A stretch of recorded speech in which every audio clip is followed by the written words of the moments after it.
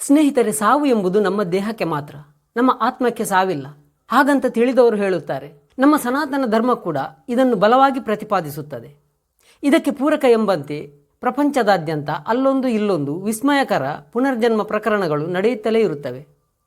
1930ನೇ ದಶಕದಲ್ಲಿ ದೆಹಲಿಯಲ್ಲಿ ನಡೆದ ಒಂದು ವಿಸ್ಮಯಕರ ಘಟನೆ ಪ್ರಪಂಚದಾದ್ಯಂತ ಬೆರಗು ಹುಟ್ಟಿಸುತ್ತದೆ.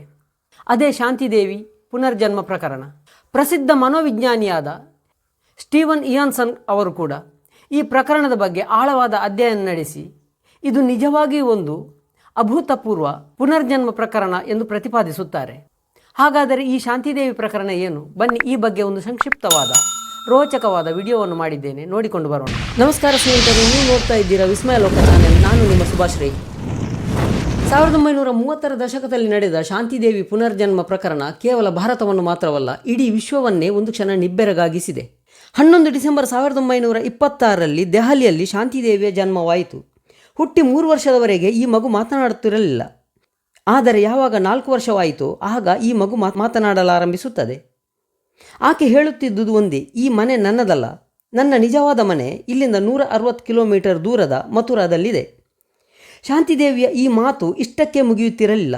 ಆಕೆ ತನ್ನ ತಂದೆ ತಾಯಿಗೆ ತನ್ನ ಮೊದಲ ಜನ್ಮದ ಗಂಡನ ಬಗ್ಗೆ ಕೂಡ ಹೇಳುತ್ತಾಳೆ. ಹಿಂದಿನ ಜನ್ಮದ ಪ್ರಕರಣ ನಾವು ಅಲ್ಲೊಂದು ಇಲ್ಲೊಂದು ಕೇಳುತ್ತಲೇ ಇರುತ್ತೇವೆ, ಆದರೆ ಇಷ್ಟೊಂದು ವಿಸ್ಮಯಕರವಾಗಿ ಒಂದು ಪುನರ್ಜನ್ಮ ಪ್ರಕರಣ ಬಹುಶಃ ಈ ತನಕ ನಡೆದಿರಲಿಕ್ಕಿಲ್ಲ. ಶಾಂತಿದೇವಿಯ ಪ್ರಕಾರ ಆತನ ಗಂಡನಿಗೆ ಮಥುರಾದಲ್ಲಿ ಒಂದು ಬಟ್ಟೆ ಅಂಗಡಿ ಇತ್ತು. ಆಕೆಗೆ ಒಂದು ಮಗು ಇತ್ತು. ಆ ಮಗು ಹುಟ್ಟಿ 10 ದಿನಗಳ ತರುವಾಯ ತಾನು ಮರಣ ಹೊಂದಿದೆ ಎಂದು ಆಕೆ ಹೇಳುತ್ತಿದ್ದಳು. ಒಂದು 4 ವರ್ಷದ ಮಗು ಹೀಗೆಲ್ಲ ಮಾತನಾಡಿದರೆ ಸಾಮಾನ್ಯವಾಗಿ ನಾವು ಅದನ್ನು ನಿರ್ಲಕ್ಷಿಸುತ್ತೇವೆ. ಶಾಂತಿದೇವಿ ಪ್ರಕರಣದಲ್ಲಿ ಕೂಡ ಆರಂಭದಲ್ಲಿ ಇದೇ ರೀತಿ ಆಯಿತು. ಆದರೆ ಒಂದು ಮಗು ಪದೇ ಪದೇ ಇದೇ ಮಾತನ್ನು ಆಡಿದರೆ ಅದನ್ನು ನಿರ್ಲಕ್ಷಿಸಲು ಆದೀತಾ? ಆಕೆ ಪ್ರತಿದಿನ ತನ್ನ ಗತಜನ್ಮದ ಬಗ್ಗೆ ಒಂದಲ್ಲ ಒಂದು ಘಟನೆಗಳನ್ನು ಹೇಳುತ್ತಲೇ ಇದ್ದಳು. ಒಮ್ಮೊಮ್ಮೆ ಊಟ ಮಾಡುವಾಗ ಆ ಮಗು ಹೇಳುತ್ತಿತ್ತು, ನಮ್ಮ ಮಧುರದ ಮನೆಯಲ್ಲಿ ಬೇರೆಯೇ ಒಂದು ಬಗೆಯ ಸ್ವೀಟ್ ಮಾಡುತ್ತಿದ್ದೆವು. ಒಮ್ಮೊಮ್ಮೆ ಆಕೆಯ ತಾಯಿ ಆಕೆಗೆ ಡ್ರೆಸ್ ಹಾಕುತ್ತಿದ್ದರೆ ಆಕೆ ತನ್ನ ಹಿಂದಿನ ಜನ್ಮದ ಫೇವರಿಟ್ ಡ್ರೆಸ್ಸಿನ ಬಗ್ಗೆ ಕೂಡ ಹೇಳುತ್ತಾಳೆ. ಇಷ್ಟು ಮಾತ್ರವಲ್ಲ, ಆಕೆ ತನ್ನ ಗಂಡನ 3 ವೈಶಿಷ್ಟ್ಯ ಗುಣಗಳ ಬಗ್ಗೆ ಕೂಡ ಹೇಳುತ್ತಿದ್ದಳು. ತನ್ನ ಗಂಡ, ಹಿಂದಿನ ಜನ್ಮದ ಗಂಡ ತುಂಬ ಸುಂದರವಾಗಿದ್ದ, ಆತನ ಎಡಕೆನ್ನೆಯಲ್ಲಿ ಒಂದು ಮಚ್ಚೆ ಇತ್ತು, ಆತ ಕನ್ನಡಕ ಹಾಕಿಕೊಳ್ಳುತ್ತಿದ್ದ ಎಂದೆಲ್ಲ ಹೇಳುತ್ತಿದ್ದಳು. ಇದೆಲ್ಲ ಕೇವಲ ಆಕೆಯ ಕಲ್ಪನೆ ಎಂದು ನಾವು ಉಡಾಫೆ ಮಾಡಬಹುದು. ಆದರೆ ಆಕೆ ಮುಂದುವರೆದು ಹೇಳುತ್ತಿದ್ದ ಕೆಲವು ಮಾತುಗಳು ಎಂತಹವರನ್ನು ಕೂಡ ಒಂದು ಕ್ಷಣ ನಿಬ್ಬೆರಗಾಗುವಂತೆ ಮಾಡುತ್ತಿತ್ತು. ಗಂಡನ ಬಟ್ಟೆ ಅಂಗಡಿ ಮಥುರಾದಲ್ಲಿ ದ್ವಾರಕಾಧೀಶನ ಮಂದಿರದ ಎದುರುಗಡೆ ಇತ್ತು.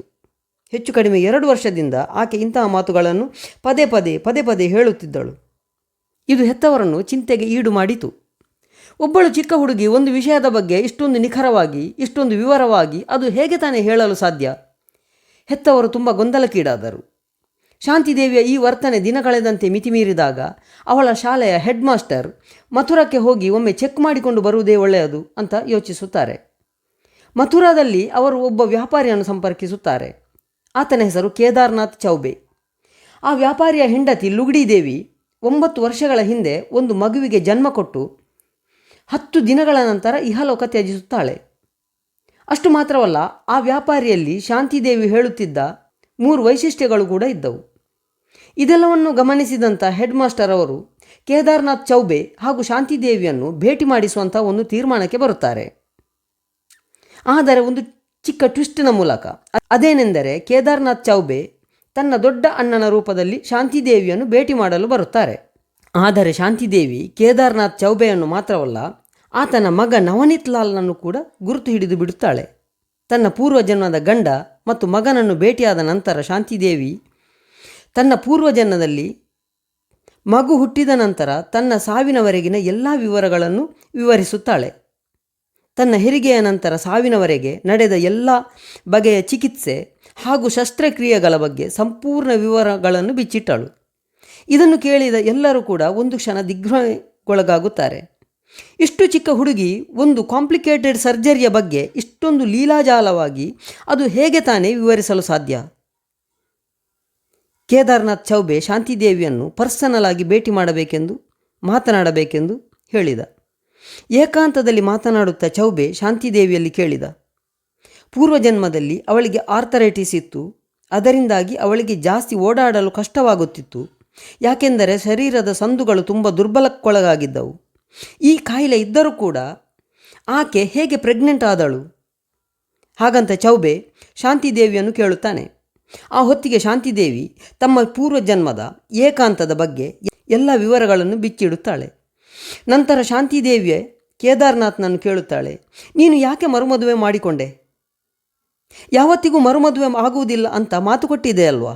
ಇದನ್ನೆಲ್ಲ ಕೇಳಿದ ನಂತರ ಶಾಂತಿದೇವಿಯೇ ತನ್ನ ಮೊದಲ ಜನ್ಮದ ಪತ್ನಿ ಲುಗ್ಡಿದೇವಿ ಆಗಿದ್ದಳು ಅಂತ ಚೌಬೆಗೆ ದೃಢವಾಯಿತು. ಶಾಂತಿದೇವಿಯ ಈ ಕತೆ ಎಷ್ಟೊಂದು ಫೇಮಸ್ ಆಯಿತೆಂದರೆ ಪ್ರತಿಯೊಂದು ಮೀಡಿಯಾ ಹಾಗೂ ಸಂಶೋಧಕರು ಕೂಡ ಈ ಸ್ಟೋರಿಯನ್ನು ಕವರ್ ಮಾಡಲು ಸಜ್ಜಾದವು. ಅದು 1930ರ ಸಮಯ. ಆಗ ಶಾಂತಿದೇವಿಗೆ 4 ವರ್ಷ.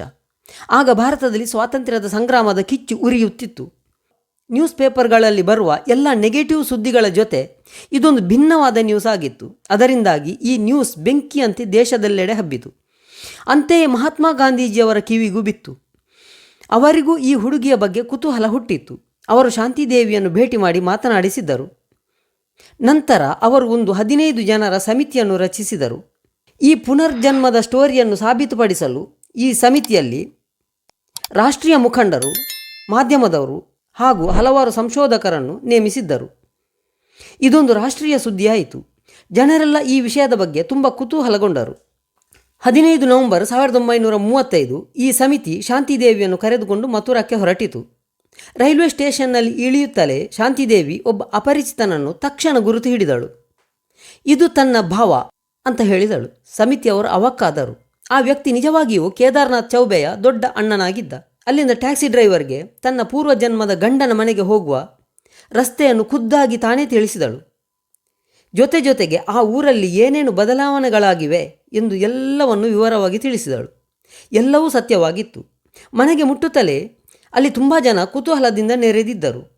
ಶಾಂತಿದೇವಿ ಆ ಜನರ ಮಧ್ಯೆ ನೇರವಾಗಿ ಹೋಗಿ ಒಬ್ಬ ವಯೋವೃದ್ಧರನ್ನು ಕಾಲು ಮುಟ್ಟಿ ನಮಸ್ಕರಿಸುತ್ತಾಳೆ. ಅದು ಆಕೆಯ ಗತಜನ್ಮದ ಮಾವನಾಗಿದ್ದರು. ಮನೆಯವರು ಕುತೂಹಲದಿಂದ ವಾಶ್ರೂಮ್ ಎಲ್ಲಿದೆ ಅಂತ ಕೇಳುತ್ತಾರೆ.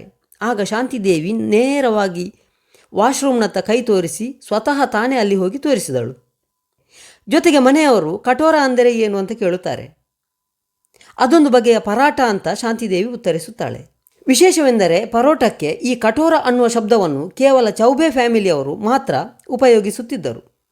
ಅಷ್ಟು ಮಾತ್ರವಲ್ಲ, ಪೂರ್ವಜನ್ಮದಲ್ಲಿ ಅವಳು ಯಾವ ಬಾವಿಯಲ್ಲಿ ಹೋಗಿ ಸ್ನಾನ ಮಾಡುತ್ತಿದ್ದಳು ಆ ಬಾವಿಯನ್ನು ಕೂಡ ತೋರಿಸಿದಳು.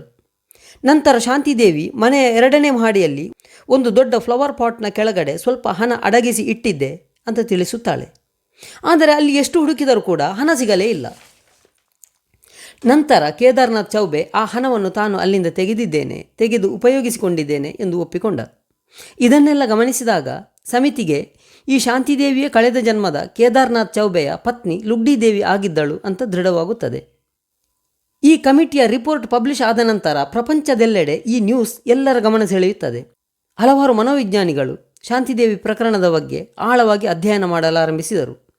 ಹಲವರು ಇದನ್ನು ಬೆಂಬಲಿಸಿದರು, ಹಲವರು ಇದನ್ನು ಟೀಕಿಸಿದರು. ರೀಇನ್ಕಾರ್ನೇಷನ್ ಸ್ಟಡಿ ಕಮಿಟಿಯ ಲೀಡಿಂಗ್ ಅಥಾರಿಟಿ, ಪ್ರಖ್ಯಾತ ವಿಜ್ಞಾನಿ ಹಾಗೂ ಮನೋವಿಜ್ಞಾನಿ ಹಾಗೂ ಸಂಶೋಧಕ ಆಗಿದ್ದ ಇಯಾನ್ ಸ್ಟೀವನ್ಸನ್ ಅವರು ಆಳವಾದ ಅಧ್ಯಯನ ನಡೆಸಿ ಶಾಂತಿದೇವಿ ಪ್ರಕರಣವು 100ಕ್ಕೆ 100ರಷ್ಟು ಸತ್ಯ, ಇದೊಂದು ಅಸಲಿ ಪುನರ್ಜನ್ಮದ ಪ್ರಕರಣ ಅಂತ ರಿಪೋರ್ಟ್ ಬರೆಯುತ್ತಾರೆ. ಸ್ನೇಹಿತರೆ, ಇದು ಶಾಂತಿದೇವಿಯ ಪುನರ್ಜನ್ಮ ಪ್ರಕರಣ ಕತೆ. ವಿಡಿಯೋ ತಮಗೆ ಇಷ್ಟವಾಗಿದೆ ಅಂದುಕೊಳ್ತೀನಿ. ವಿಡಿಯೋ ಇಷ್ಟವಾದರೆ ದಯವಿಟ್ಟು ಒಂದು ಲೈಕ್ ಕೊಡಿ. ಅದೇ ರೀತಿ ನಿಮ್ಮ ಸ್ನೇಹಿತರಿಗೆ ಶೇರ್ ಮಾಡಿ.